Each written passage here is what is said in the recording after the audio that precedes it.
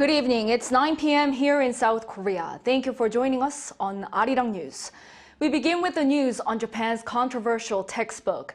Japan has approved changes to textbooks for elementary school kids starting next year, seen as a move to whitewash its wartime atrocities while strengthening false claims over South Korea's Dokdo.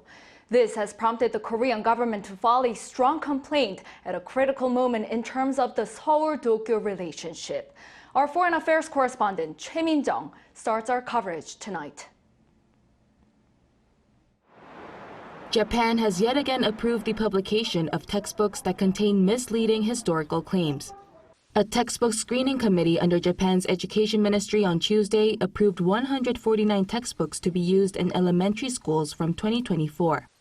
In some of the textbooks for 3rd to 6th grade elementary school students, Tokyo decided to dilute the extent of the coercion used in the conscription of Korean men during Japan's colonial rule.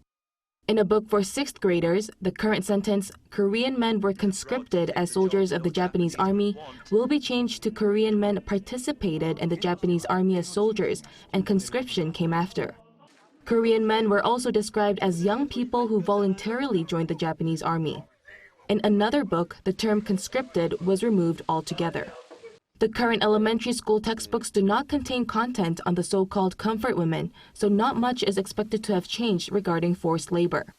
But in one of the textbooks from next year, the term brought in will be changed to mobilized when describing that a large number of Koreans and Chinese were forcibly brought into Japan. Japan has also further solidified its claim over South Korea's Dokdo islets in the East Sea. More textbooks will describe Dokdo as being an inherent territory of Japan or that Korea is illegally occupying the islets. Seoul's foreign ministry on Tuesday summoned an official from the Japanese embassy in Korea and strongly protested Tokyo's claim to Dokdo, saying the islets are clearly Korea's inherent territory historically, geographically, and under international law. It also expressed strong regret that forced labor is being described in a way that dilutes the nature of the coercion. The ministry urged Japan to behave more responsibly in educating future generations.